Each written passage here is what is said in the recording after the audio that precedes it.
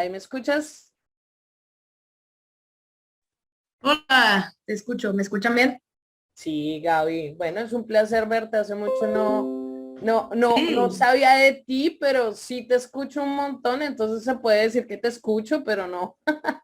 No, hace mucho no hablábamos, pero Gaby, me place tenerte aquí en esta nueva edición de nuestro séptimo Congreso Latinoamericano de Expertos en Ventas. Entonces, para ponerlos todos en contexto, Gaby ha estado los últimos 5 años dando más de 200 conferencias en México, Colombia, para startups, pymes, para atraer tráfico a su sitio web, generar leads, automatizar sus procesos, aumentar sus resultados de venta. Es una súper apasionada por el desarrollo de las personas, enseñar las metodologías de inbound marketing a través de funnels y de flywheels. La hemos visto bueno, para los que no sepan, ella ha estado en varios cursos de Creana. Entonces, mejor dicho, ahí las dejo con una super crack y ella nos va a decir cómo podemos vender proyectos de Growth internamente. Entonces, Gaby, el público es tuyo y te dejo con todos ellos. gracias, Mafer. Muy feliz de estar aquí, la verdad, como dijiste, hace mucho que no nos veíamos con Data CRM, entonces estoy muy contenta de estar otra vez con la comunidad. Muchas gracias por estar aquí, sé que es la, si no me equivoco, tercera conferencia por ahí, falta una hora que termine el día, pero gracias por estar en el evento y creo que las personas que invierten ya en educación están mucho más adelantadas que los demás. Entonces, voy a compartir mi presentación. Solo voy a necesitar sí confirmar si se ve, porque estoy usando dos pantallas, entonces nada más para saber si sí Ahí se está estamos viendo. viéndola. Sí. Súper, genial. Entonces, cualquier cosa, cualquier fallo, porque estoy usando dos pantallas, me avisas. Bueno, como les dije, yo soy Gabriela, voy a tener el placer de escribirles y contarles un poco de mi experiencia. Yo he trabajado en su mayoría empresas SaaS, que son Software as a Service, muy enfocado a B2B, o sea, negocios hacia negocios.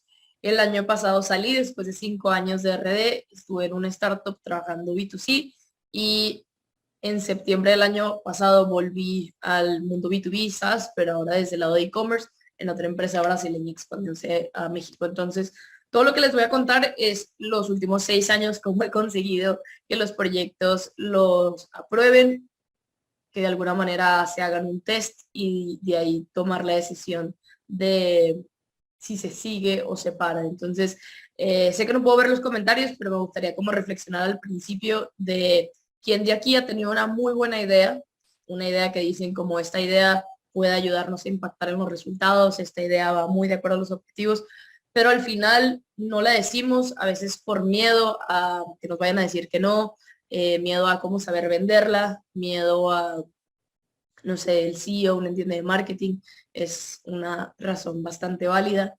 Y a partir de eso se queda esa buena idea, ¿no? Porque todos podemos tener muy buenas ideas, pero si no se convierte en proyecto, entonces no es nada. Entonces, mi objetivo es contarles un poquito de mi experiencia de cómo he podido vender proyectos internamente después de hacer más de 180 episodios en el podcast. Es una de las preguntas que más le hago a directores de marketing y a CMOs, y hay muchas experiencias diferentes porque mucho más allá de cuando se ejecuta una estrategia, lo más difícil, y esto ha sido muy chistoso porque a nivel senior muchas veces lo dicen, es mucho más difícil vender el proyecto internamente que lanzarlo.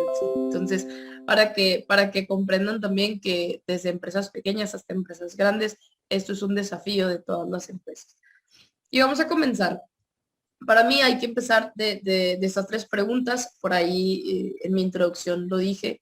Lo primero que tienes que entender es cuánta inversión requiere este proyecto. Si es gratis, mejor, ¿verdad? Pero normalmente una idea que tenemos o un canal que queremos probar necesita una inversión. Entonces tienes que tener muy claro antes de hacer un pitch de una idea cuánto vas a invertir. Son $200. Voy a usar $200 porque sé que hay como gente de otros países, pero si son $200, si son 500, si son 1000, tienes que tener muy claro cuánta es la inversión que vas a tener en el proyecto y claro, por cuánto tiempo.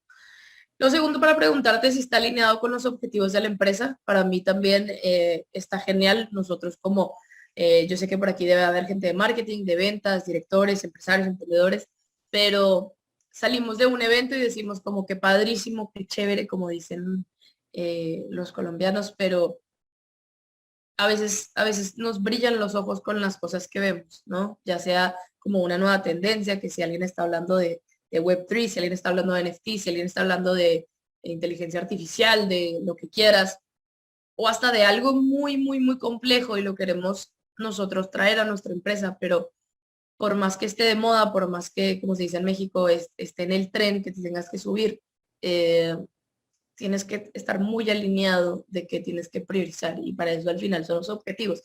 Si no lo tienes, te vas un paso atrás y los estableces, pero tienes que pensar que si tú vas a hacer un pitch de una idea, tiene que estar muy alineado los objetivos. Y lo tercero es si va a impactar los resultados.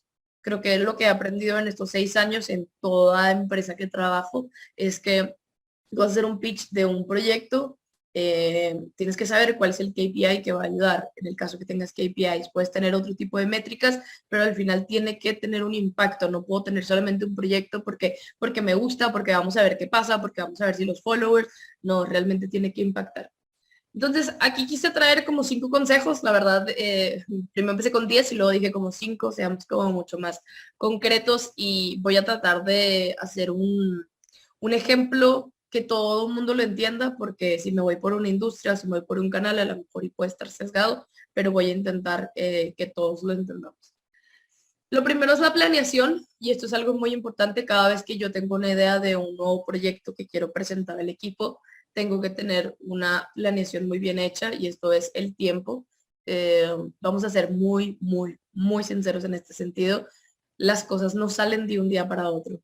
Realmente hay veces que a mí me gustaría que salieran, pero cuando hay un proyecto que no solamente depende de mí, depende de, o sea, una integración con alguien de producto, depende de un vendedor, depende de otra persona, no podemos decir que el proyecto va a salir en una semana. Entonces es mejor agregar en la planeación más tiempo que menos tiempo, porque probablemente si llegan a probar tu proyecto y te dicen, bueno, tienes un mes y si 3 semanas te van en solamente pedir permiso, que te actualicen esto, que te den acceso a esto, perdiste no tu opinión, perdón, tu impresión o tu aprobación para hacer este proyecto. Entonces, de verdad, a mí me ha pasado creer que, por ejemplo, un curso cuando estaba en RD lo hacíamos en 15 días y no, estaba súper equivocada. No solamente era crear los guiones, pero era también como cotizar la producción, era también considerar el tiempo de postproducción, el tiempo de difusión. Entonces, realmente, aunque sea la primera vez que hagamos el proyecto, coticemos de alguna manera mucho más tiempo de lo que requiere, porque probablemente dentro del proyecto y durante todo lo que pase van a salir muchas cosas. Entonces, considera planeación, implementación y el análisis de los resultados. Eso es lo más importante. Si te dan a probar una estrategia un mes, por favor, en ese mes no digas, ya vamos a hacer el análisis de los resultados, porque probablemente, y voy a decirlo al aire, ¿no? Son 2 semanas de implementación, una semana de planeación y el análisis de resultados vas a tener cierto tiempo que vas a tener que probar el canal, el proyecto, lo que quieras, y después vas a hacer el análisis de resultados. Entonces, en este ejemplo vas a necesitar al menos 6 semanas o 8 semanas. Traje esta pequeña tabla, que de hecho es un ejemplo, ahí estuve como cambiando un poco de las palabras, pero es algo que utiliza con el equipo de marketing. Y dentro de las columnas van a poder ver el estatus, porque nosotros tenemos una reunión semanal donde vemos las actualizaciones. Entonces tenemos el estatus de ongoing, lo que está done y lo que no está empezado. Esto al final depende de cómo tú quieras trabajarlo, pero creo que siempre es bueno saber el estatus de los proyectos. Em, Dentro de la siguiente columna le puse marketing, pero al final es como el tipo de estrategia que se está haciendo o el canal. Vuelvo, no hay una regla de cómo tiene que estar, pero es muy importante para saber qué es lo que estás haciendo. En mi caso puse webinar como partner, acciones de outbound, influencer marketing, migración del blog para SEO. Una descripción para que la gente también entienda. Esto es muy importante, ¿no? Yo ahorita le estoy reportando a un country manager, no hay un director de marketing. En otras ocasiones de otros trabajos le he estado trabajando al VP o a la directora de marketing, pero algo muy importante es que tiene que estar documentado todo. Independiente de que tengas esa reunión donde lo veas, Este archivo, por ejemplo, yo lo tengo en un Excel y cada que tenemos la reunión y en cualquier hora o día las personas pueden acceder a entrar a estos proyectos. Entonces, después de la descripción tengo el KPI de éxito. Yo tengo muy claro en este momento cuáles son los KPIs que se necesitan dentro del proyecto. Entonces, unos son leads calificados, otros son disminuir el costo de adquisición. Entonces, es muy importante, como decía al principio, que tú realmente estés ligando el KPI con tu proyecto. No te quiero decir que no te van a aprobar los proyectos si no está ligado a un KPI, pero es menos probable, porque al final tú tienes que justificar. Es como estar en ventas, tienes que vender internamente porque tu proyecto tiene la necesidad de que le den una oportunidad.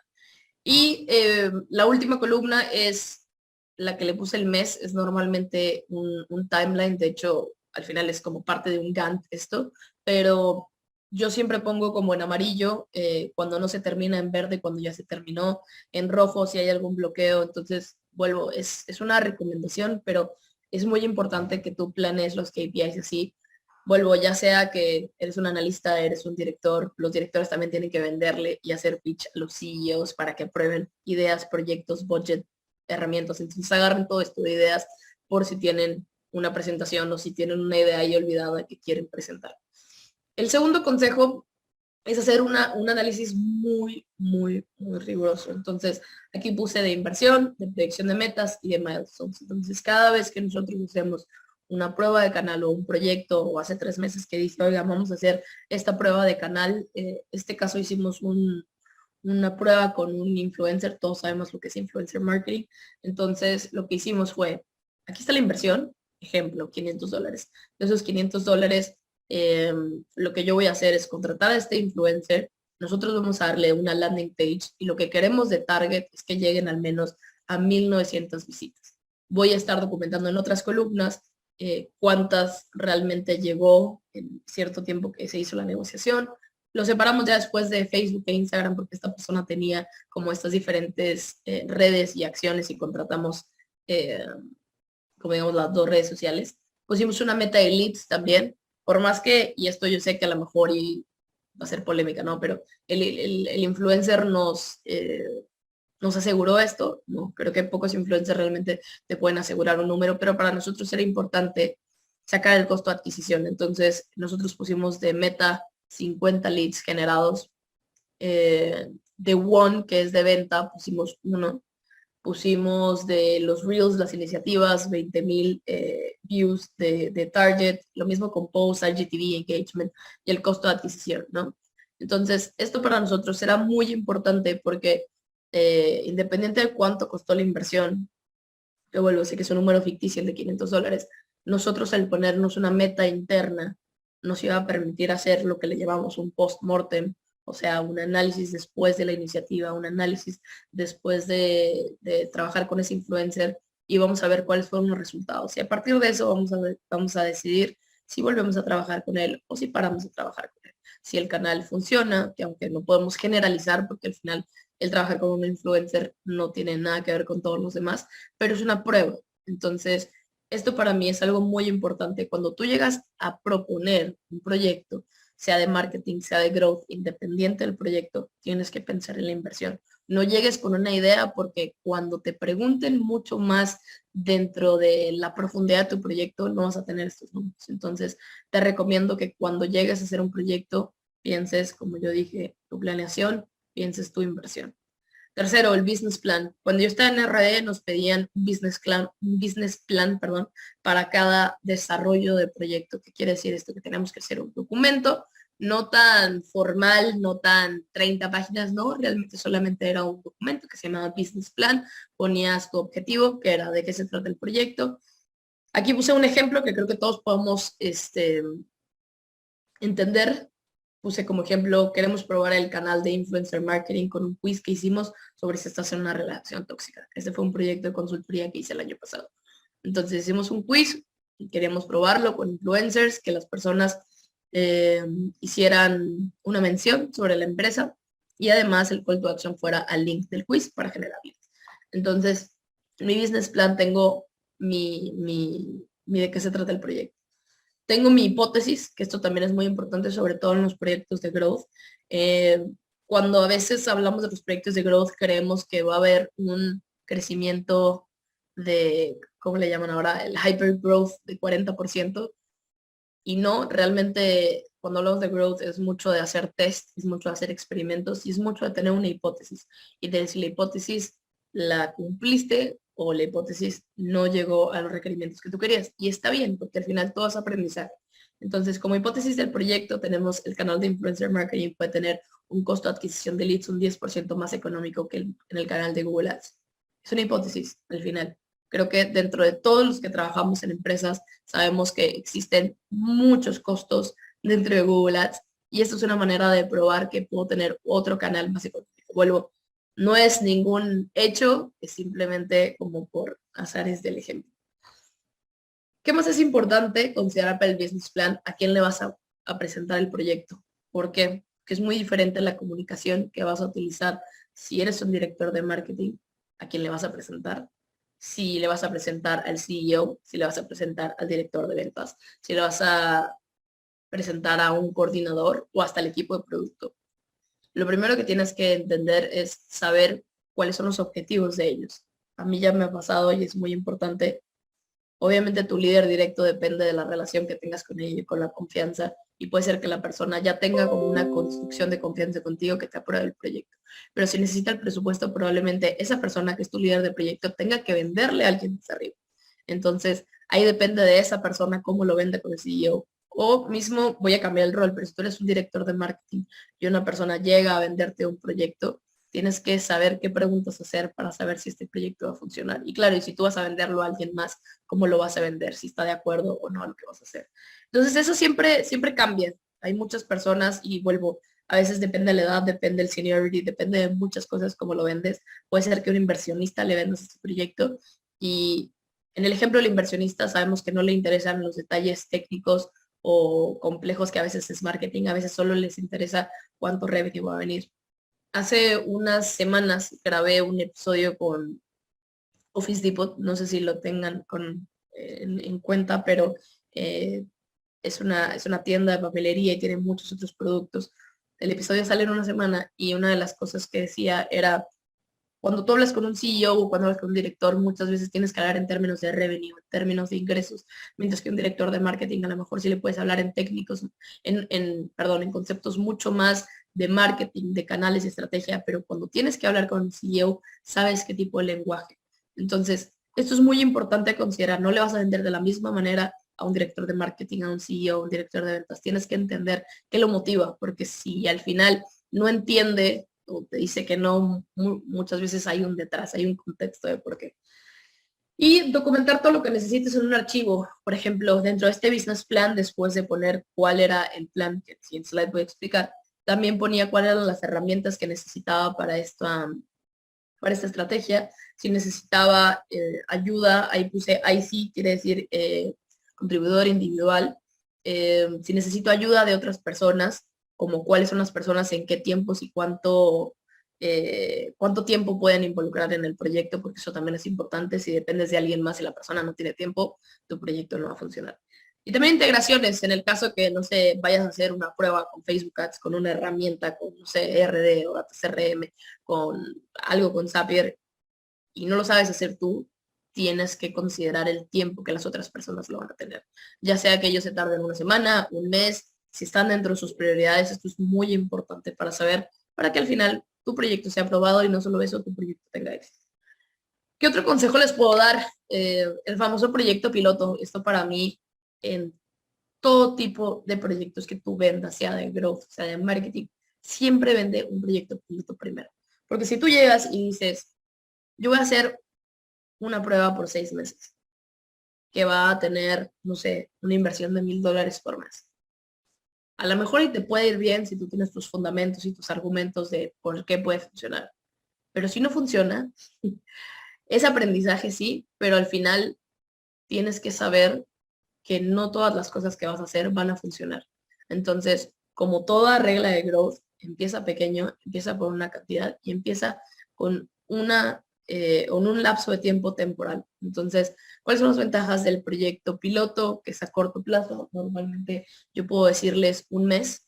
Normalmente muchas de las cosas que les digo es, depende obviamente el canal, depende la estrategia, pero muchas veces es importante que tengas muy claro hacia dónde va el proyecto. Y obviamente depende de la complejidad de la estrategia. Pero, por ejemplo, si vas a hacer una estrategia de influencer marketing, vuelvo, depende el ticket, depende de muchas cosas. Pero a lo mejor puedes decir, ¿sabes qué? Intentemos un mes, intentemos negociar tantas acciones y en un mes vemos si funciona o no. O si quieres hacer una campaña de Facebook Ads o una campaña de LinkedIn Ads, es importante que tengas muy claro cuándo se va a terminar.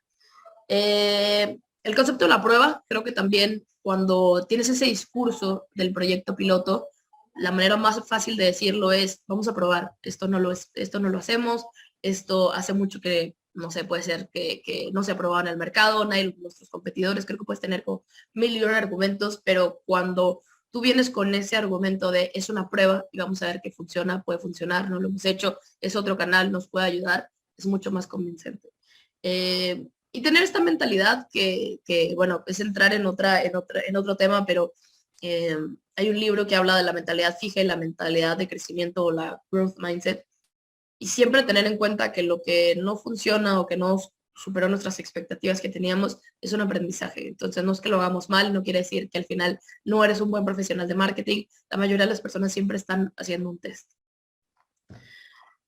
¿Qué otro consejo les doy? Y esto también es algo que siempre hago cuando nuestros proyectos se lanzan. Y claro, depende de si el proyecto es muy grande. A veces no se necesita como, hay gente que hace como un all hands meeting hablando de un lanzamiento de un nuevo producto. Hay gente que hace un kickoff y solamente involucra a las personas de marketing o a las personas de ventas o a las personas de finanzas o de planeación.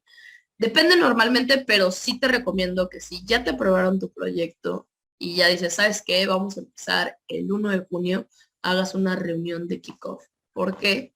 Porque uno, las personas te van a tomar más en serio, y esto sé que suena muy simple, pero realmente tu proyecto va a agarrar un poco de seriedad, de confianza.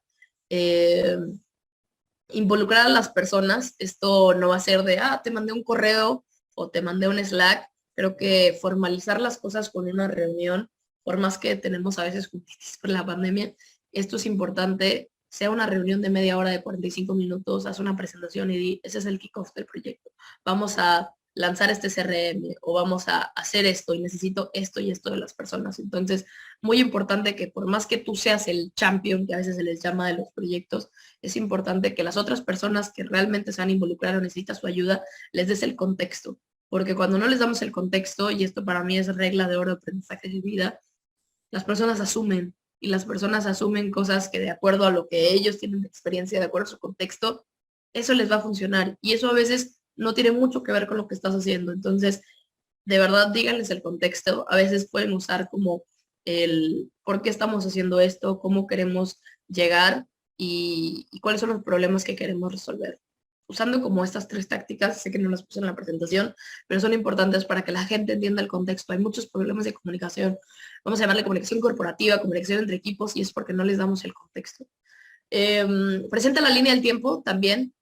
Vuelvo, puedes tener un documento. Yo uso un modelo de A3 que, bueno, lo pueden encontrar en el curso de Creana, pero si no me pueden mandar un mensaje en LinkedIn y les puedo hacer una copia, pero yo tengo un formato en Excel que se llama A3 y me gusta un montón porque tiene una línea de tiempo donde no solamente empiezas a ver de, bueno, sí, de mayo qué voy a hacer, pero pones todos tus proyectos, pones todos tus responsables, pones tus objetivos. Quien entre a ese archivo no necesita, o sea, por ejemplo, dando un ejemplo, ¿no? Si una persona entró tarde al proyecto, si una persona es nueva, entra al archivo y ya tiene toda la visibilidad de lo que es. Entonces, hacer este tipo de archivos te va a ayudar a que no solamente tenga seguimiento, pero que la gente no pierda. No sé a cuántas personas le pasó que hablamos de un proyecto y después de 15 días todos estamos súper emocionados y luego ya no pasó. Pongan por ahí en los comentarios si a alguien le ha pasado, pero se quedan en una muy buena idea que platicamos en enero o en febrero vimos un evento y nos quedamos en una muy buena idea, pero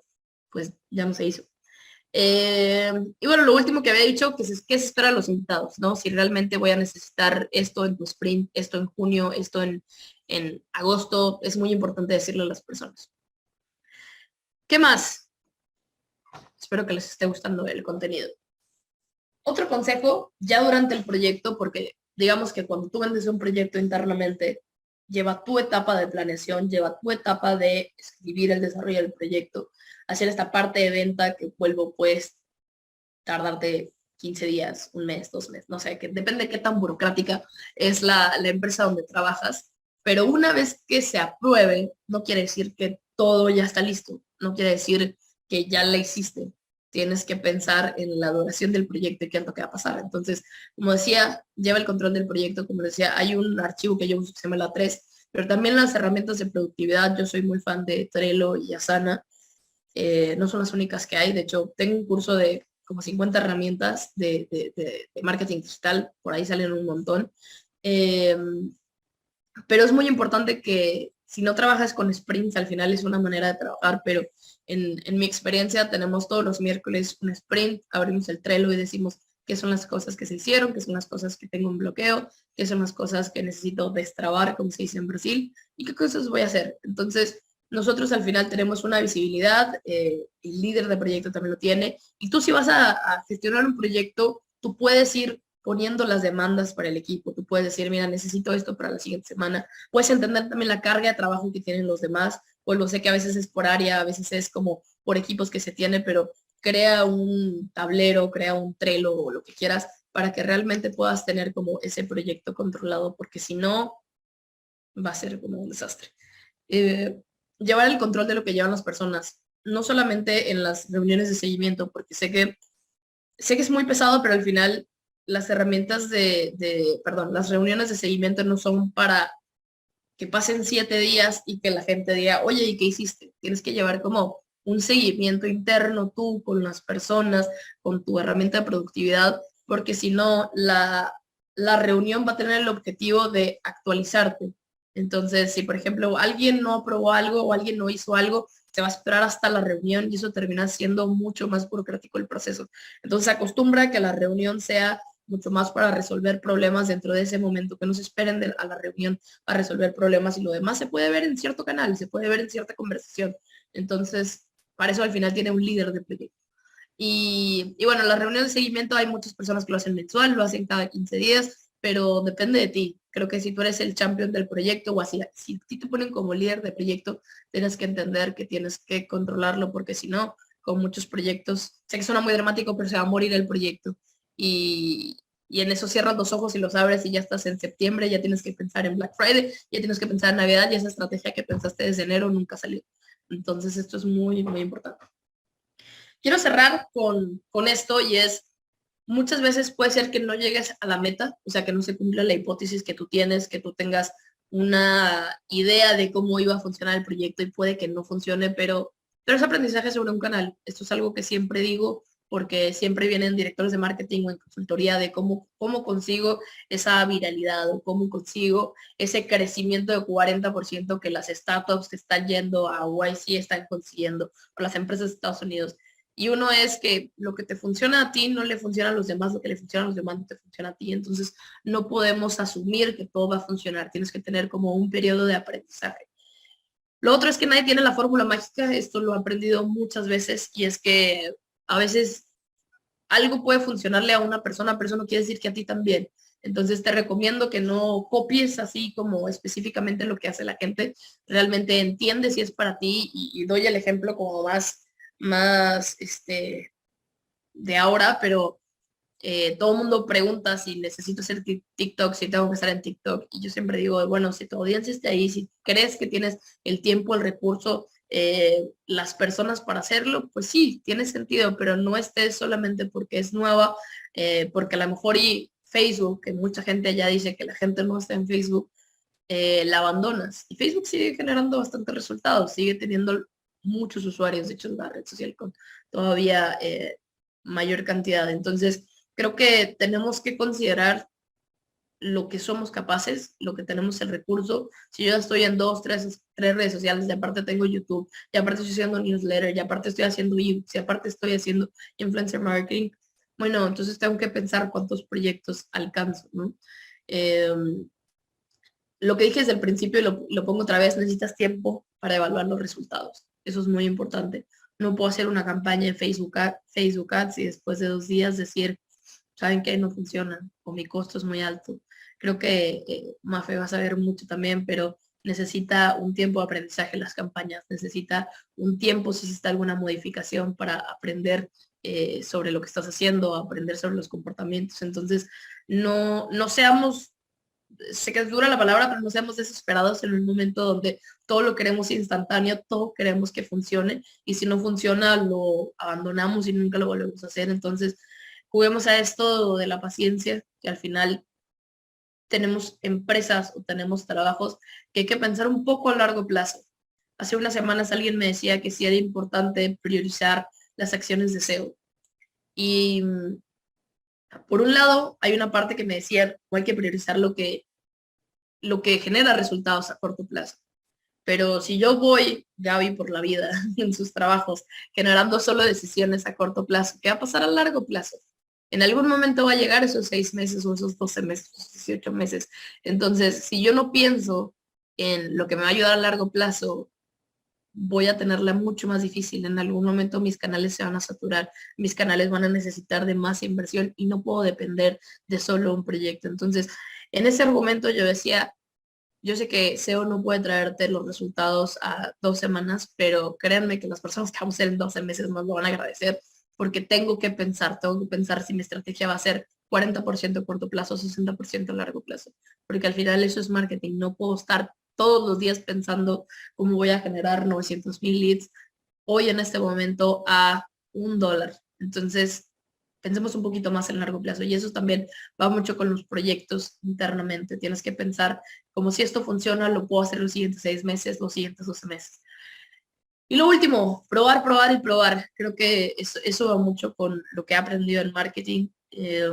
Si no lo pruebo, no asumamos lo que vemos porque vuelvo, a veces consumimos mucho contenido y alguien puede decir que esta red social no funciona o esto no funciona. Está bien, son buenas prácticas de las personas, pero puede ser que te sorprendas. Tú haces una práctica que no le funcionó a alguien y te funcionó. Entonces creo que es muy importante tener esa mentalidad de probar en marketing y que también como tu líder o tu CEO entienda que en marketing no siempre va a funcionar. O sea, tienes que considerar que parte del presupuesto no va a funcionar. Tienes que considerar que muchas veces es también bueno aprender lo que no se hace, porque al final lo aprendes, lo tienes documentado.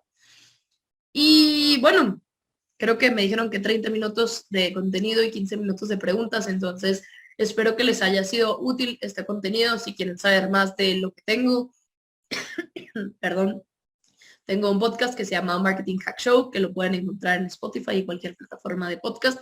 Tengo otro podcast con Facebook que se llama Accelerate. Esos son casos de éxito con empresas muy, muy grandes que están utilizando alguna de las features de Meta, normalmente de Facebook e Instagram, son historias de éxito. Y también tengo 2 cursos en Creana por si quieren aprender un poco más. Uno ya lo mencioné, que son las herramientas para digitalizar tu empresa. Hablo de más de 50 herramientas y tengo otro que este lo lancé antes, en mayo del año pasado, que se llama Usando la innovación para liderar y conseguir resultados. Habla mucho del liderazgo de personas, que bueno, eso es algo que no puse en mi presentación, pero me gusta mucho hablar del contexto con las personas y siempre me gusta decir esta frase de tienes que invertir en las personas para traer resultados. Entonces, esto es un poco de mi trabajo, espero que les haya gustado y quien tenga preguntas, súper feliz de responderlas. Claro que sí, Gaby. Mientras que las personas nos van haciendo diferentes preguntas respecto a lo que hemos visto, yo sí tengo una pregunta para ti. ¿Cómo ha sido para ti trabajar con departamentos diferentes y hacer que trabajen en equipo? ¿Sabes? Porque siempre hay un juego de egos entre lo que es marketing, entre lo que es ventas y peor cuando es desarrollo, ¿sabes? Entonces es muy, muy gracioso porque pues cuando uno está en marketing, entonces ve como que uno es la cara bonita y que uno solo se tiene que encargar de atraer los leads y nada más. Sí, y de pronto cuando uno va a hablar con desarrolladores o con la parte de producto, es un poco difícil que nos entiendan nuestras necesidades. ¿Cómo haces para engranar ese tipo de resultados? Es una muy buena pregunta y es algo que sigue pasando, honestamente. cualquier empresa en la que he trabajado, cualquier consultoría, muchas veces la mayoría de los problemas es porque las áreas no se llevan o no se valoran. Esa es una pregunta como, bueno, más bien como es algo que sigue pasando. Voy a contar dos historias. En una startup que estuve, no voy a decir cuál, pero hubo muchos problemas con producto porque digamos que había unos objetivos muy claros de adquisición y ellos hacían funcionalidades de retención. Y eso hacía mucho problema, porque era, yo tengo mi objetivo, pero tú tienes otro. Pero al final el core de la empresa es este. Entonces, como, what the hell, ¿qué estás haciendo? Entonces, algo que puedo decir que ayudó es que como líder, en ese caso yo fui head de marketing en ese proyecto, el líder tiene mucho el trabajo de crear puentes con los líderes. Yo honestamente vi mucho problema entre los equipos y nadie se hablaba y se hablaban terrible y ahora no nos entienden. Y está bien, es normal que pase, pero como líder tienes que primero juntarte con ese líder de producto, de marketing, lo que quieras, y crear ese puente, porque si no lo creas tú, nadie lo va a crear. Entonces, creo que eso es lo primero, entender siempre hay una historia detrás de eso. Entonces, hay una historia detrás de por qué trabajan ese objetivo, hay una historia detrás de esto. Normalmente va mucho de esto, es lo que nos piden los usuarios. Y sí, está bien, pero al final hay otros objetivos de la empresa que si quieres cierto crecimiento, vas a tener que generarlos. Entonces, creo que la recomendación es siempre ver con el líder y crear estos acuerdos, porque al final ellos también quieren el crecimiento de la empresa, pero muchas veces no se les comunica qué es. Entonces, a mí me pasó, no sabían los objetivos de marketing y ellos hacían de acuerdo a lo que los usuarios decían y seguían como sus metodologías de producto. Entonces, creo que es eso. Uno, crear puentes. Dos, establecer como la prioridad, establecer una metodología para trabajar juntos. Yo sé que, por ejemplo, no era una cuestión de como, vamos a resolver marketing mandando un programador acá. No, no era eso, era simple, digo, está genial, pero era mucho más de, bueno, en las sprints que tienen, con todas las prioridades, con todo su roadmap que tienen, dónde caben los proyectos de marketing y cuál es el time que nos dan. Entonces, creo que eso es muy importante. El tercero era cómo conseguir que también los equipos se lleven bien, que eso también es difícil. Yo organizaba dinámicas fuera del trabajo, normalmente era como un happy hour o algún tipo de actividad, jugábamos los juegos en línea de tipo el ahorcado o algo así, y la gente se empezaba a dar cuenta que, claro, son personas diferentes, no a pesar del trabajo, pero fuera del trabajo son otras personas. Y creo que cuando empiezas a crear esas dinámicas que sabemos que a veces la gente que trabaja remoto es difícil encontrar como mucho más allá de la conversación de Slack, mucho más de la reunión, pero cuando empiezas a encontrar ese tipo de contexto y experiencias, la gente crea mucho más empatía. Y eso es súper importante como líder. Obviamente trabajarlo con tu mismo equipo, pero también entre los otros equipos, porque al final sabes que depende, o sea, tú no vas a hacer el proyecto lo van a hacer las personas de producto, que no es el líder, y tu equipo. Entonces creo que eso es muy importante. Integramos también el famoso team building. Nosotros teníamos uno de marketing que se nos ayudó mucho como equipo para conocernos, para como llorar, para muchas cosas, pero existen esos team buildings también como cross entre áreas que no necesariamente tienen que ser tan complejos, no necesitan inversión, puede ser en línea, pongan dinámicas, pongan conferencias, pongan como, en verdad, si alguien no tiene idea, yo les puedo pasar un par de ideas por LinkedIn, pero creen estas dinámicas para conocerse, no necesariamente como, diseñemos la misión de la empresa, no, o sea, pongan de cuál sería la funcionalidad más loca que se les ocurre independiente del presupuesto, o sea, háganlos trabajar juntos y créanme que a largo plazo funciona mucho, pero a corto plazo empiezas a ver los cambios de la gente hablándose más. Y creo que lo último es que esto también tiene que ver, pero hay muchos líderes que trabajan de manera diferente. Entonces, por ejemplo, yo tenía muy claro que yo hacía mis one-on-ones cada 15 días con las personas, les tenía como un desarrollo de proyecto de carrera. Hay otros líderes que no lo hacían. Entonces, vuelvo, no puedes obligar a que los líderes trabajen de la misma manera que tú piensas que es correcta, porque a lo mejor son diferentes personalidades. Hay a veces que la gente de desarrollo es mucho más introvertida que la gente extrovertida y loca de marketing y ventas. Entonces, trata de compartir tus buenas prácticas a nivel liderazgo. O sea, en las reuniones que haya como de directoría o de líderes, decir, miren, esto es lo que me funcionó con esto. Y creo que deja el poder o deja la pelota en su campo y ellos poco a poco se van a dar cuenta de qué cosas pueden probar. Entonces, creo que no podemos llegar y decir como, ustedes no hacen nada, o porque me pasó a escucharlo, o decir como, ah, ustedes se la pasan, no sé, 6 semanas en un proyecto que no tiene impacto.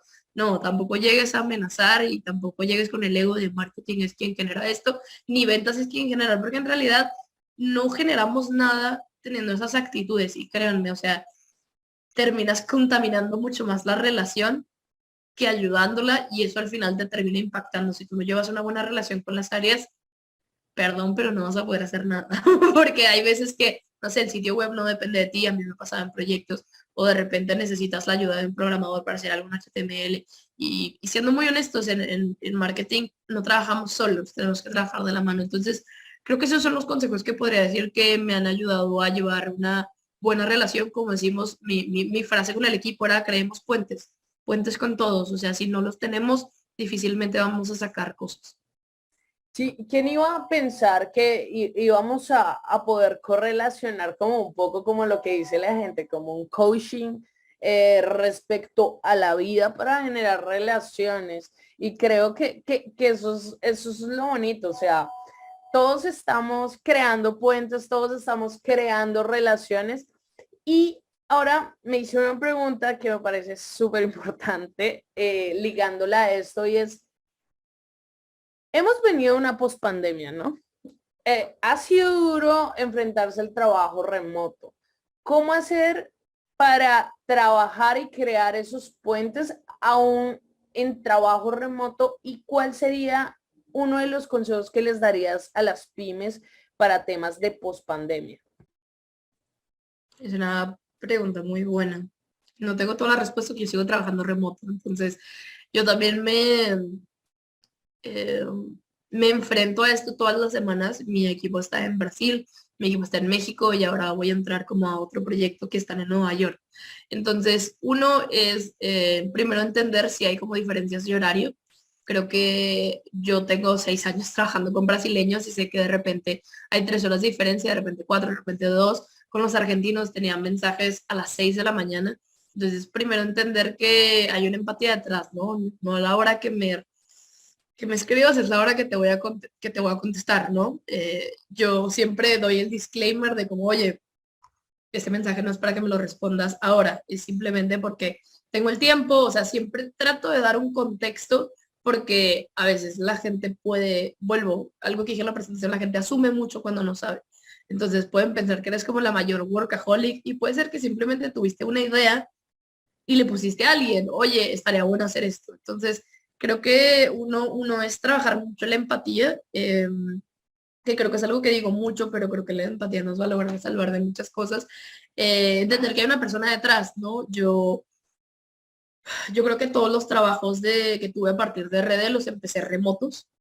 Hasta la fecha no tengo ninguno que sea como, ah, bueno, veamos presencial y muchas veces son de otros países, entonces no he tenido como el onboarding presencial, no hemos tenido un happy hour y algunas veces es muy difícil, pero lo que puedo decir es que siempre intentamos tener como una dinámica de algo fuera del trabajo para realmente como entablar amistades o entablar como una relación, porque muchas veces estamos muy acostumbradas a esto de la aceleración y yo es algo que me pegó muy duro, pero estoy tratando como de desacelerar y que las cosas hay tiempo y que no somos Obama, no necesitamos hacer todo hoy. Entonces, uno entender que la gente también tiene sus tiempos. Hay muchas veces que hay cosas que yo no puedo hacer y están fuera de mi control y está bien.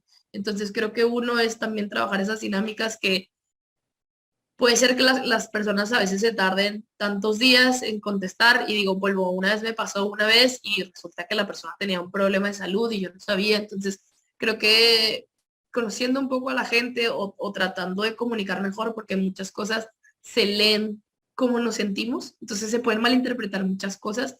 Entonces, uno es un audio, siempre va a ser mejor que un texto a veces, y es la que está genial que ahora tiene el audio, pero creo que sí buscar esos espacios donde la gente hable, vuelvo independiente de como las reuniones que tengan, eh, no sé, pónganse a hablar de una serie, pónganse a hablar de un libro, pónganse a hablar.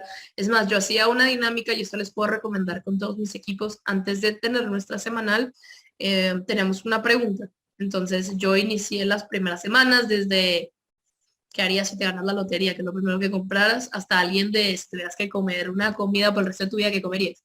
Entonces, ese tipo de preguntas, por más ridículas y simples, ha ayudado mucho a que la gente se conociera y que la gente se acordara y que la gente se riera y que la gente como que también no se tome tan en serio muchas cosas, porque a veces, honestamente, seguimos en pandemia, nos sigue pegando muchas cosas. Entonces, creo que sí, sí pudiera decir los consejos es eso, como intenten hacer una dinámica de romper hielo, les dura 5 minutos, 10 minutos.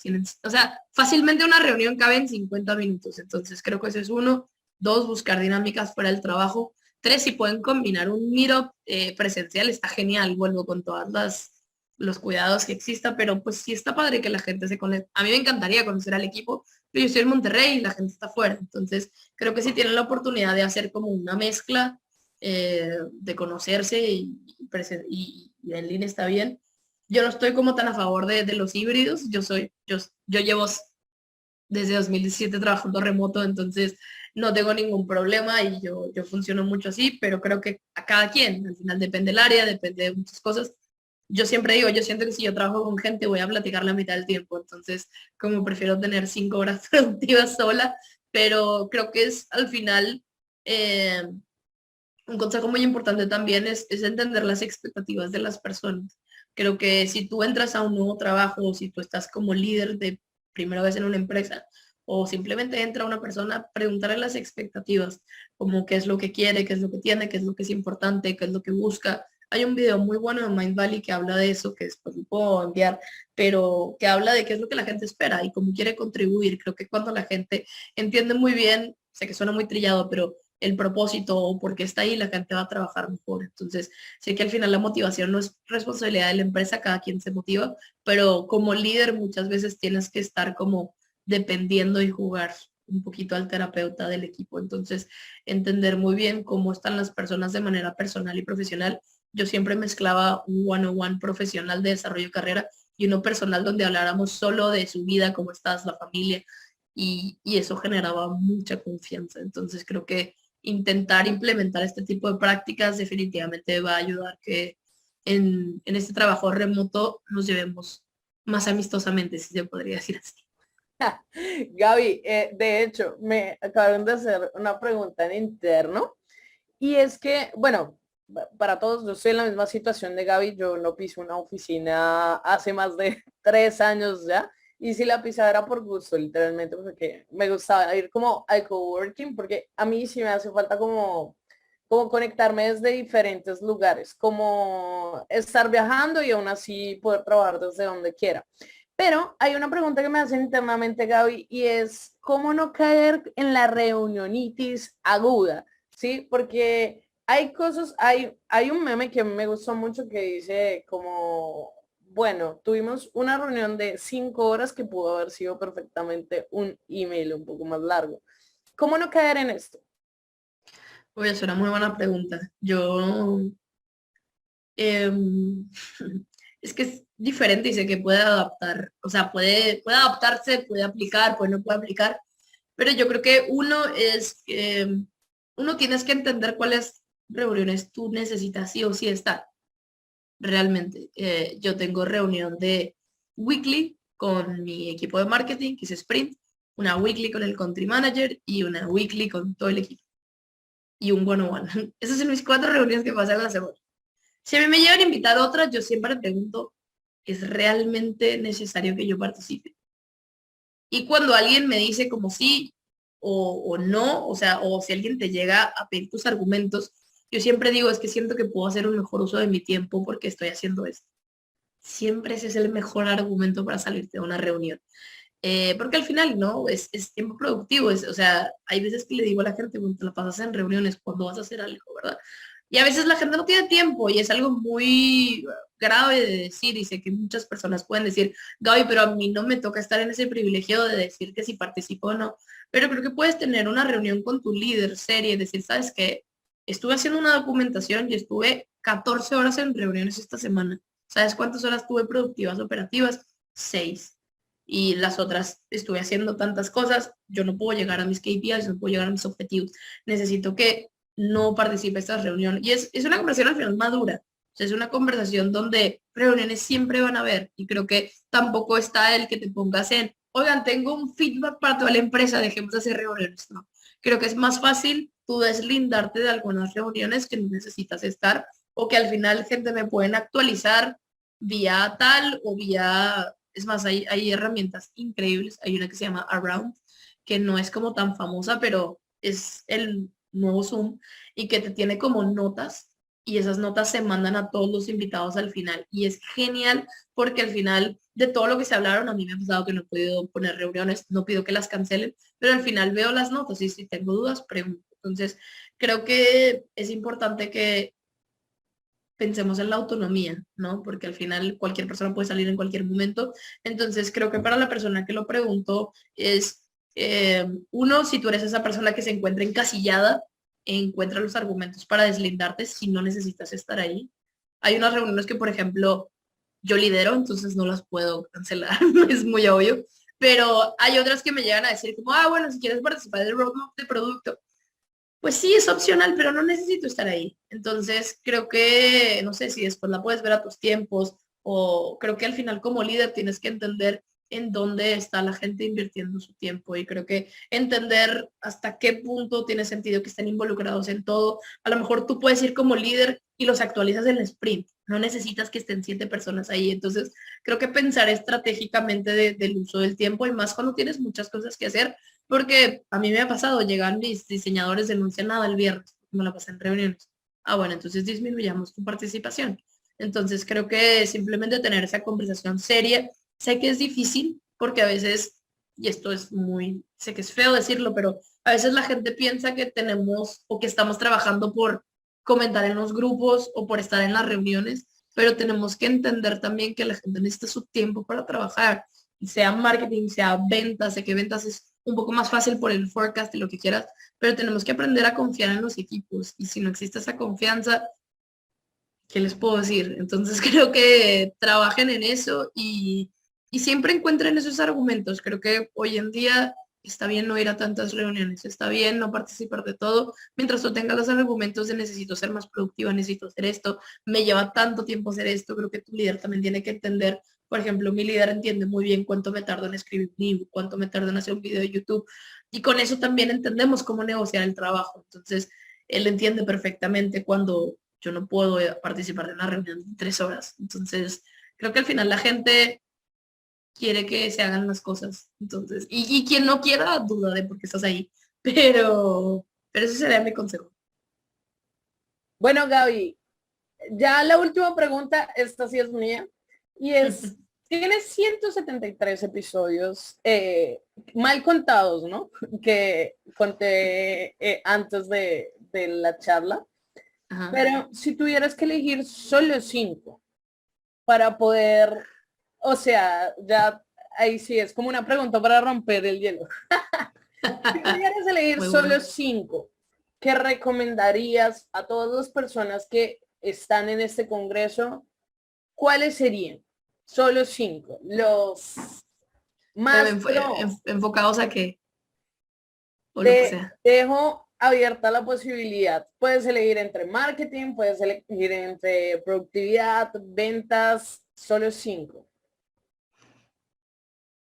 Ay, qué difícil. Es como decir cuál es el episodio favorito. Eh,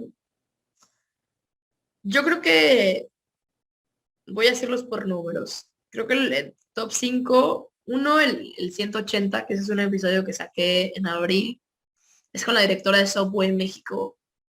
Y es un episodio que en lugar de hablar de marketing, hablamos de liderazgo y de sus hábitos. Y ella fue la primera mujer en muchas empresas, en Scribe, trabajó en Pizza Hut.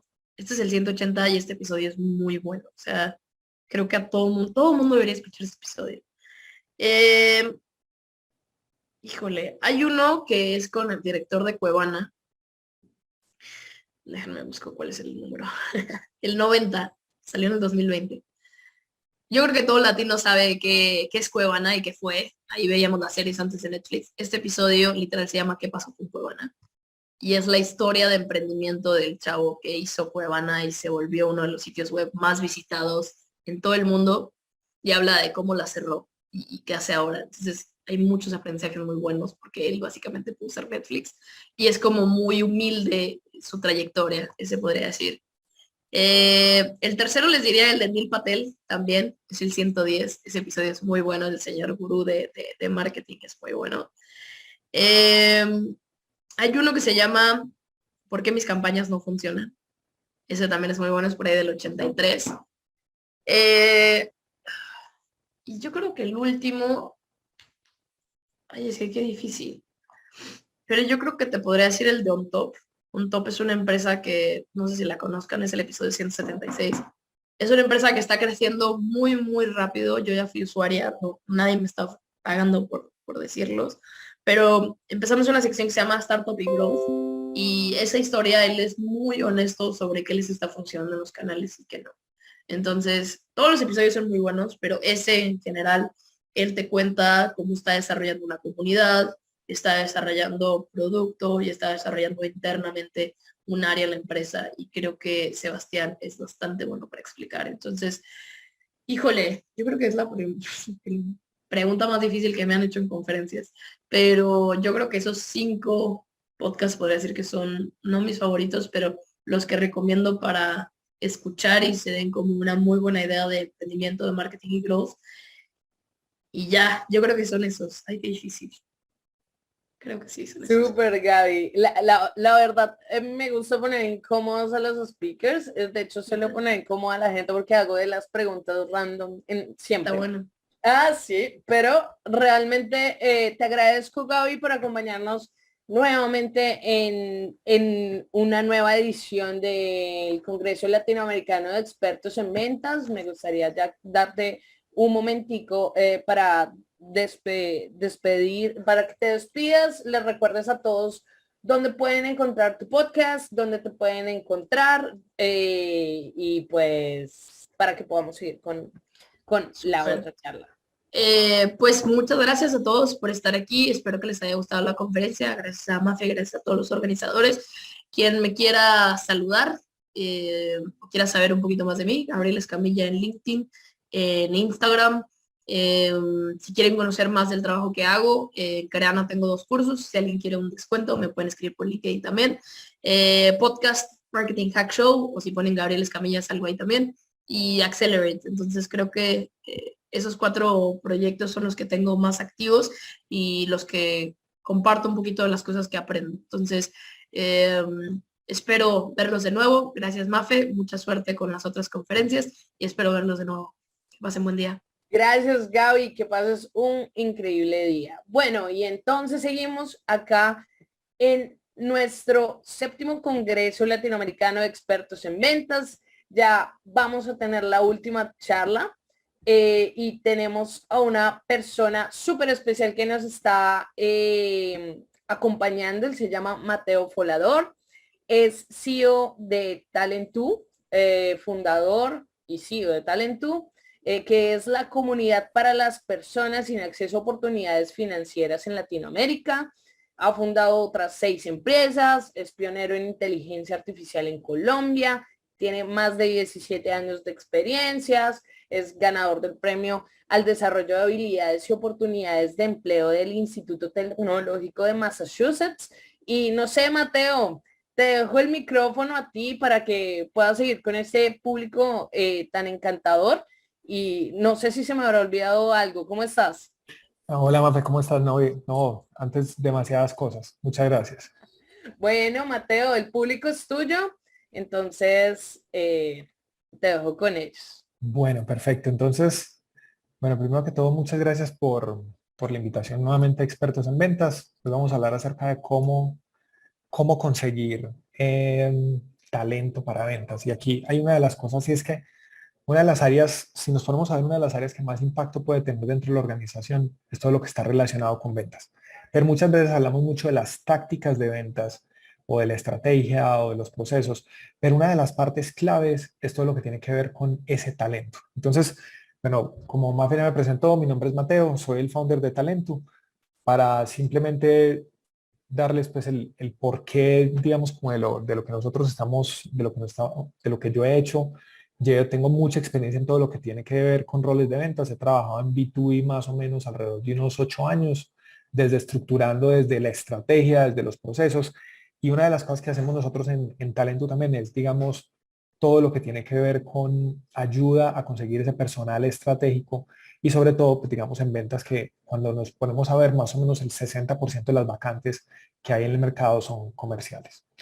Entonces, ¿qué es lo que hacemos nosotros? Nosotros ayudamos a las compañías a encontrar y retener el talento y para eso trabajamos en 3 partes, para que tengan un poco de contexto. Digitalizamos procesos, es decir, eliminamos tareas manuales para que lo puedan hacer mucho mejor. Transformamos procesos de entrenamiento, o sea, no solamente conseguir un muy buen talento, sino volverlo mejor. Y finalmente, consecución de talento en ventas, ¿cierto? Que eso es ya nosotros externalizar ese proceso y ya nosotros lo que hacemos es que les entregamos el personal. Entonces, ¿qué vamos a hablar hoy? Hoy vamos a hablar una pequeña intro, pues que ya fue lo que Mafe hizo, ya fue lo que estuvimos aquí, pues digamos como conversando. Posteriormente vamos a hablar de entender qué es la velocidad cuando estamos buscando talento, por qué nos toma tanto tiempo, los principales retos, qué es un túnel de reclutamiento para encontrar buenos vendedores, repensar ese proceso, casos de éxito y alternativas usando tecnología. Entonces, pues tenemos bastante tema que cubrir. Nuevamente, en caso de que tengan preguntas, creo que las pueden hacer en el canal y pues digamos, Mafe nos las estará pasando. Entonces, lo primero es, cuando estamos en una organización para generar resultados, tenemos que tener 3 cosas. Estamos hablando de procesos, estrategias y talento. Supongamos que cada uno de estos tiene una calificación de 1 a 10, ¿cierto? Supongamos que en procesos tenemos una calificación de 1 a 10, estrategia y talento, ¿cierto? Entre más cada una de esas áreas las tengamos balanceadas, pues si es 10 cada una de las áreas, vamos a tener 10 por 10 por 10, son 1000. Pero cuando tenemos, digamos, por ejemplo, en los procesos no estamos lentos, ahí es solamente 2, eso inmediatamente tiene un impacto en lo que va a ser mi resultado. Entonces, una de las partes más difíciles y en las que posiblemente hay más oportunidad de mejora es en todo lo que tiene que ver con el talento, porque en general, en general creemos que conseguir talento es un tema más como un arte, ¿cierto?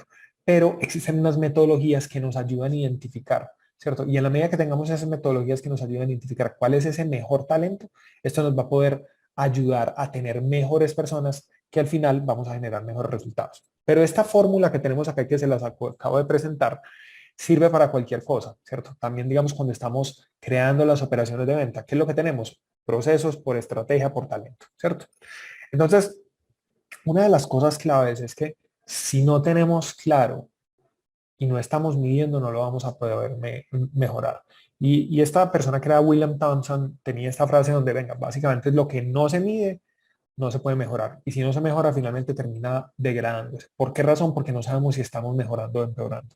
Entonces, una de las aproximaciones más importantes que siempre tenemos que tener a ventas o a conseguir talento es volvernos mucho más numéricos y dejar de pensar tanto en que es como un arte y solamente se trata de hablar con las personas y empezar a entender que esto es un funnel de conversión y ahorita vamos a ver 2 ejemplos de esto.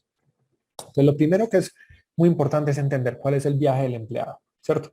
En cada una de estas partes, en la medida que yo haga bien estos procesos, esto es lo que me permite a mí poder hacer y conseguir esas mejores personas en el área de ventas. Entonces, lo primero es en la parte de descubrimiento. Uno de los grandes errores es que pensamos que el talento se consigue solamente en la búsqueda. Esto está desde la forma como yo pongo el aviso. Después está en la forma como yo interactúo con el usuario. Y posteriormente está en la forma como yo lo ranqueo. Y después viene toda la parte que es exámenes, contratos y onboarding. Entonces estamos de escribir. Entonces, ¿cómo es ese proceso?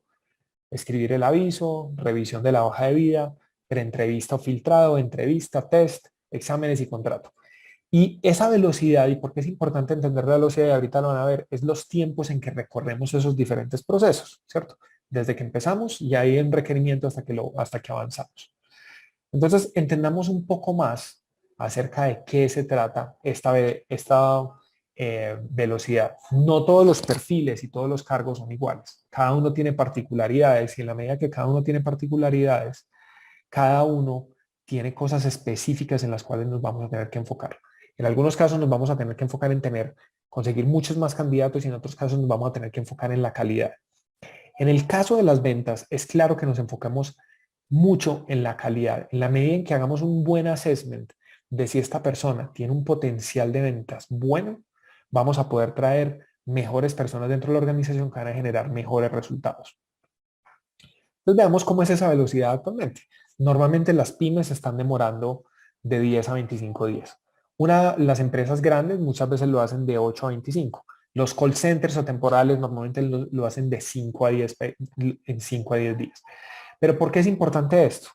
Y es que, y aquí pues digamos, y pues pueden responder en el canal, normalmente ustedes cuánto es el tiempo que les está tomando. Lo que vemos es que la mayoría de las empresas están normalmente entre 10 y 20 días para que tengan una referencia. Pero cuando estamos hablando de la parte comercial, estos días tienen un impacto gigante. ¿Por qué?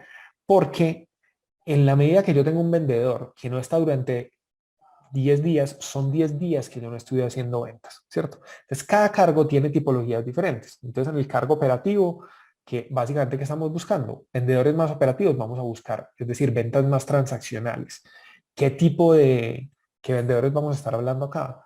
Más vendedores de call center, más vendedores relacionados con TAT, este tipo de cosas. Cuando estamos hablando de ventas B2B, esto es un vendedor que tiene unas habilidades medias, ¿cierto? ¿Qué estamos hablando?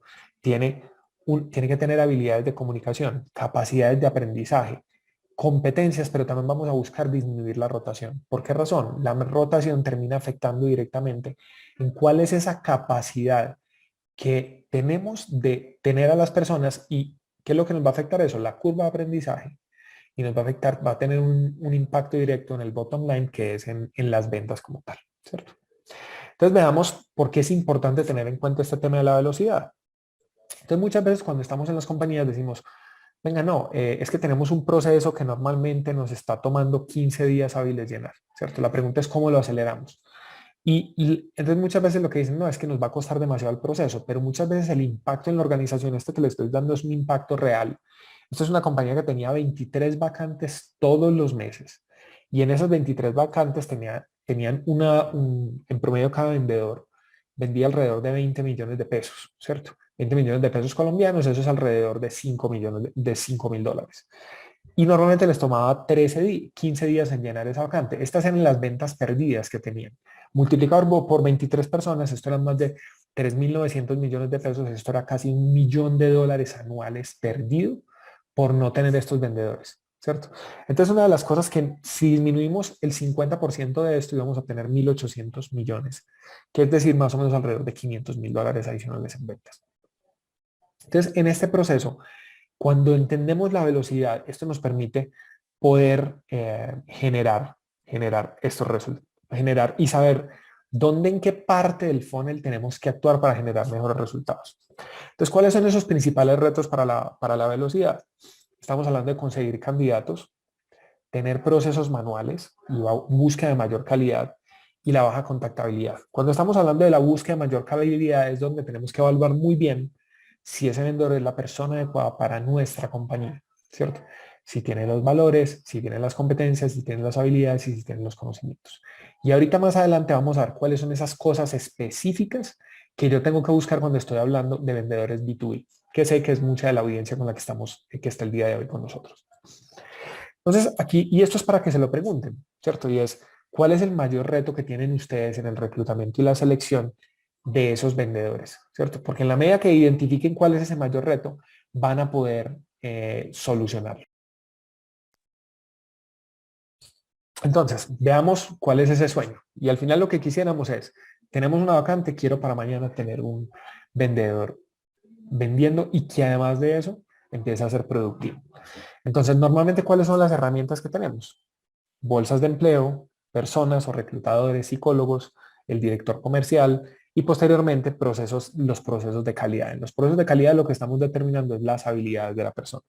Entonces, normalmente, ¿cómo es esta fórmula? Esto es herramientas más personas, menos entre más calidad, más tiempo me va a demorar por el tiempo. ¿Cierto? Entonces, yo aquí lo que puedo ver es cuáles son las variables que puedo mover. Subo las personas, pero de pronto tengo menos calidad, o subo la calidad, pero va a tener que traer más personas para poder tener ese nivel de conversión. En la medida en que entendamos cómo es esta fórmula, vamos a poder tener ese impacto para que la organización traiga vendedores no solamente mejores, sino más rápidos. Entonces, ¿cuál es ese gran problema que siempre tenemos? Si los recursos los mantenemos constantes, es decir, la cantidad de personas que tenemos en este proceso, quiero más velocidad, lo que va a terminar pasando es que voy a tener que bajar la calidad para poder cumplir esto. Pero si lo que yo quiero es poder tenerlos más rápido, pero además tenerlos con mejor calidad, tengo que repensar la forma como son los procesos. Y al final vamos a ver cuáles son estas tres claves para poder hacerlo. Entonces miremos cuáles son los primeros retos. El primer reto es dónde consigo más vendedores, ¿cierto? Porque entonces en teoría lo que sucede es que los vendedores que no tienen empleo, que están buscando empleo en general, es porque, pues, a menos que estén trabajando es porque no son tan buenos. Esto no siempre es así. Resulta que el 65% de las personas que buscan empleo son buscadores pasivos, es decir, están aburridos en la empresa donde están o porque la relación está desgastada con el jefe o porque la organización no se está preocupando por ellos o porque ya se aburrieron eh, o porque simplemente viven más lejos de su casa. Hay muchas razones por las cuales una persona puede estar buscando empleo. Entonces, ¿qué es lo que tengo que hacer acá? Entonces, uno es alternativas, pagar más bolsas de empleo, postear en más bolsas de empleo, mejorar mis bases de datos, crear programas de referidos, rehusar los candidatos que ya se habían presentado anteriormente y lograr revisar más hojas de vida más rápido. Entonces, más costoso en general, ¿qué pasa con esto? ¿Cuál es el problema? Es más costoso, entonces por ende no es viable. Porque cuando en la organización vamos y decimos, venga, necesito hacer esto para tener mejores vendedores, muchas veces no sabemos plantear la conversación. La conversación que tenemos que plantear es esta conversación que yo les mostraba acá. Y es, venga, es que esto es lo que nos está costando tener las vacantes vacías durante X tiempo. Y con eso vamos a poder saber cuánto podemos invertir para poder acelerar la velocidad. El segundo reto es crecer la capacidad. ¿Qué significaría esto? Oiga, traigamos más gente. Esto es conseguir más personal, aumenta el costo. O disminuir los procesos. Es decir, no le vamos a hacer el disc, no le vamos a hacer los juegos de rol. Entonces lo que termina pasando es que más costoso termina siendo no viable, porque no somos también capaces de plantear la conversación. Y esto hay que mirarlo de una manera holística. No se trata solamente de vamos a poner más presupuesto, sino en qué parte vamos a invertir el presupuesto. Lo tercero y el tercer reto es cómo aumentar la contactabilidad y la asistencia de las personas. Muchas veces nos pasa y es que las personas se postulan, pero después no llegan a presentarse a la compañía, a la entrevista. Entonces, ¿qué tengo que hacer acá? Quiero mejorar las comunicaciones y poner más personal a que esté contactando a estos vendedores. ¿Cuál es el problema? Nuevamente vemos un problema de costo, no es viable. Súper importante elevar la conversación a lo que es estratégico. Después llegamos a la parte número 4. ¿Cuál es ese reto número 4? Entonces, mejorar la evaluación. Entonces, aquí básicamente estamos entender claramente, lo más importante que es entender claramente qué estamos buscando. Estamos buscando un hunter, estamos buscando un farmer. Y no sé si en caso que no lo tengan, hunter son esas personas que están buscando clientes. En general, estas personas no les da pena, son muy buenas abriendo conversaciones. Pero el gran problema que tienen es que no son tan buenos haciendo seguimiento y no son tan buenos profundizando en la relación. Entonces el hunter es muy bueno abriendo negocios, pero no es muy bueno desarrollando la relación en el negocio, ¿cierto? Entonces ahora hablemos cuando estamos buscando mejores vendedores, cuáles son esas características que tiene que tener el vendedor para que sea un vendedor que podamos identificar bien ese talento. Entonces lo primero es, tenemos que buscar personas que tengan coachability. ¿Qué significa esto? Que tengan humildad intelectual, que cuando se equivoquen tengan la capacidad de aceptar, yo no soy tan bueno en esto, yo soy muy bueno en esto, o cuando se equivocan sean capaces de aceptar el error, porque en la medida que hagan esto van a poder tomar mejores decisiones y van a estar mejorando continuamente. Entonces, eso, por ejemplo, es una de las características. Si estamos hablando de un vendedor que es un vendedor B2B, que es una venta consultiva, una característica clave que tienen que buscar es coachability. ¿Cómo identificar esta característica? Denle retroalimentación a la persona cuando están teniendo interacciones con ella. En la medida en que leen retroalimentación y vean el cómo asume esa retroalimentación, van a darse cuenta si él busca coachability o no. Busquen personas que hagan preguntas. Es decir, personas que pregunten, venga, ¿y cómo es esto? Entre una persona más preguntas esté haciendo, más probabilidades tiene de tener coachability. Después, lo segundo que es muy importante y una característica clave cuando estamos buscando vendedores B2B consultivos es la curiosidad. Una persona tiene que tener la curiosidad para ir a descubrir cuál es el problema del cliente. Acuérdense que las personas que están en el área comercial resuelven problemas. Si esta persona no tiene curiosidad, no logra generar esa empatía y esa conexión para descubrir cuál es el problema que tiene el cliente y si el producto que tenemos realmente soluciona el problema, es decir, hacer un buen proceso de calificación, pues va a ser mucho más difícil que esta persona vaya a lograr buenos resultados. La tercera característica de estas 5 es la inteligencia. Cuando estamos hablando de inteligencia, estamos hablando de esa capacidad de análisis, esa capacidad de ir a conectar diferentes puntos de el contexto, del problema del cliente y el expertise que tiene la persona dentro de la organización. Entonces, ¿qué es el contexto? El sector, las buenas prácticas que hay en el sector, los problemas que hay en el sector. Posteriormente, el expertise que tiene acerca del producto y posteriormente entender cuál es ese problema que tiene el cliente. Al unir estas 3 cosas, si esta persona es capaz de conectar estos puntos y crear conversaciones que generen valor, es cuando como comerciales le generamos insights al cliente y nos volvemos en un vendedor consultor que le ayuda a resolver problemas. Y esto es una característica principal cuando estamos hablando de ventas